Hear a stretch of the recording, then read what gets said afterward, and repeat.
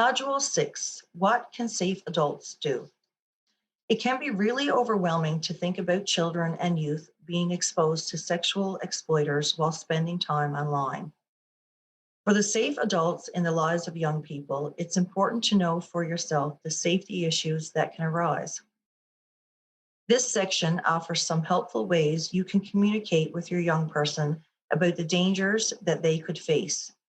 For the purpose of this section and the rest of this resource, the term safe adult is used to describe parents, guardians, caregivers, educators, community members, and anyone else that is identified as a safe person.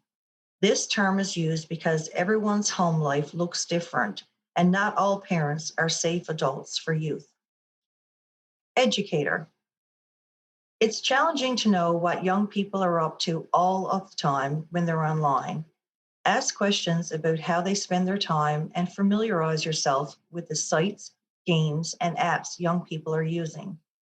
With technology ever changing, it can be a full-time job to keep up. Common Sense Media is a great tool for understanding specific social media platforms, apps, games, etc. that young people use. This site gives an overview of what a specific app or game is, how it's used, and an honest review of the level of safety. You're not expected to know it all. If possible, it's worth spending a bit of time searching through to see what you can learn. It's not just about finding out about the level of vulnerability involved. It also helps safe adults understand how to use different sites, apps, and games, and why young people like using them. However, even if you're in the know about what a young person is doing online, it's important to avoid the not my kid mentality. Nobody wants to think a young person they know will be vulnerable, but the reality is that it can happen to anyone in any community. Talk to young people. Conversations surrounding online sexual exploitation can be challenging all around, so it's important to create a safe space to have difficult conversations. Here are some things to keep in mind and practice. Think about when you have these kinds of talks. Make sure there's time for it. Don't rush it. Frame the conversation as if online sexual exploitation is something that could happen, not something that will happen. While this can be a scary topic to approach, how you talk about it doesn't have to be. This is a conversation topic that needs to be ongoing, so have it often. The more we open the conversation and normalize it, the more youth understand we are safe people who they can trust. This can act as a protective factor and reduce vulnerabilities. Further, youth will know that if something happens, the reaction to disclosure will be supportive. Start the conversation young and be age appropriate. Start having conversations about healthy relationships, body safety, boundaries, and safe people. This can help to keep children safe both on and offline. Try to avoid fear-based language by focusing on how to be safe online rather than dangers. As part of an overall safety talk, you can set guidelines and expectations surrounding using the internet. Write them down so everyone is on the same page. Introduce the topic of personal information and that we shouldn't post personal information online. Phone numbers, addresses, school, age are things that should not go on the internet. Talk about privacy settings online and not accepting requests from people they don't know offline. Ask questions about the games young people are playing and apps they're using. Ask them to show you how to use it. Listen if they talk about what they're doing online. A young person could casually talk about someone they're playing a game with that you've never heard of or met before. For young people that are older, 12 years and over, open up the conversation about what they already know. Have they been taught anything about staying safe online? Do they know their vulnerabilities? Is there anything going on with friends or at school that you're concerned about? Talk about social media, online gaming, and apps. Talk about the positives that come with it, such as connecting with friends, engaging in hobbies, learning new things. It's important for youth to have connections. However, make safety a part of that conversation. It could be helpful to ask how they decide on who they accept as a friend. Does it have to be someone they know personally offline? Would they accept someone they've never met before, even if it's a friend of a friend? If they don't know this person, how do they ensure this person is who they say they are? Just telling young people to be safe online won't work to keep them safe. As they get older and explore natural curiosities surrounding relationships, sex, and chance taking behavior, make sure young people know that there are dangerous people online and that these people aren't always who they say they are.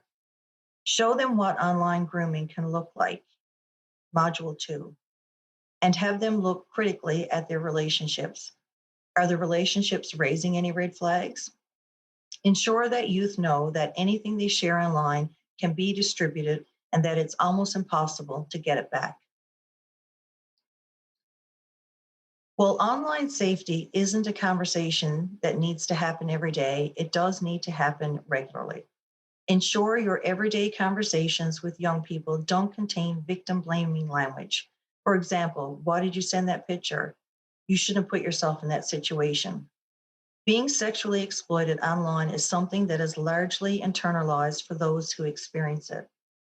Keep the blame on the exploiter in all situations.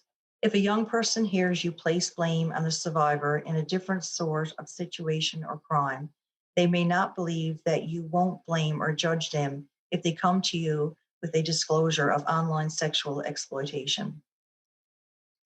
Some children and young people may have a really good grasp of online safety.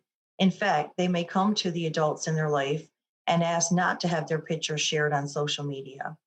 If a young person requests that you don't post a photo with them in it, like a school picture, family photo, vacation pictures, it's important to respect their decision as they have autonomy over their body, choices, public persona, and online presence. Likewise, if you're an adult who does not want pictures of your children and teens posted online, it's okay to tell family and friends not to post them. Having a conversation about safety online does not just have to be with children and youth. Adults also learn a lot if they are willing to listen. If adults are going to tell young people to be careful about what they post online, they then have to follow suit.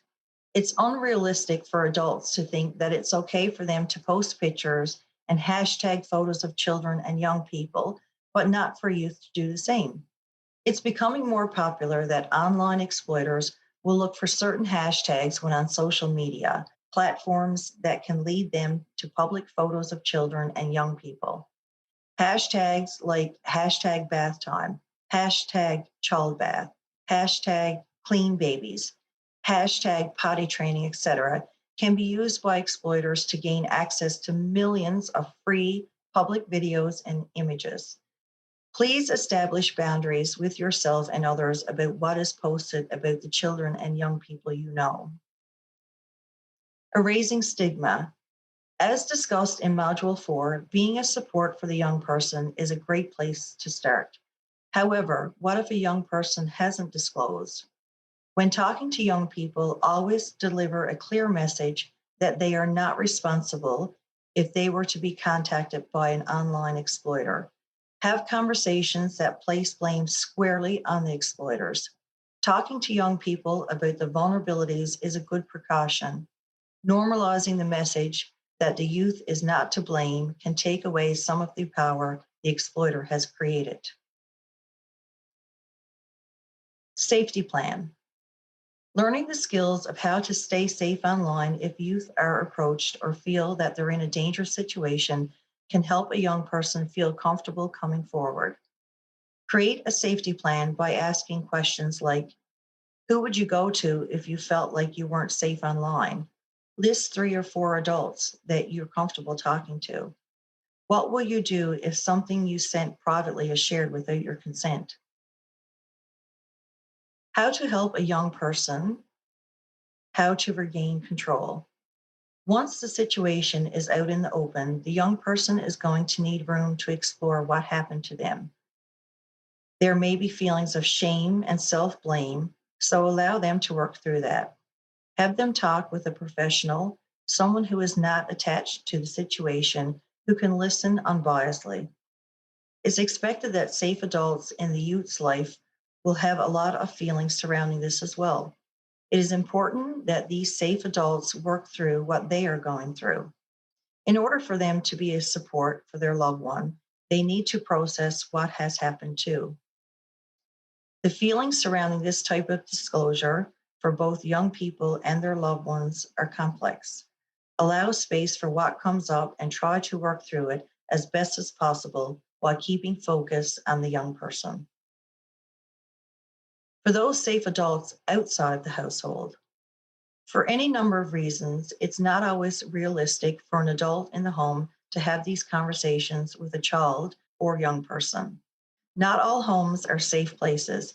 If you are an adult in that young person's life, relay messages of online safety to them because they may not get it anywhere else. If you're a teacher, you can introduce online safety as a part of a distance learning plan. With many classes being online during and after the pandemic, starting a class with an introduction about online safety is a natural way to bring it up. Incorporate it into the curriculum if it isn't already. The advancement of technology isn't going anywhere, so it's important to get the message out. Even if a young person comes from a home where online safety is talked about often, it's okay for them to hear it from multiple sources.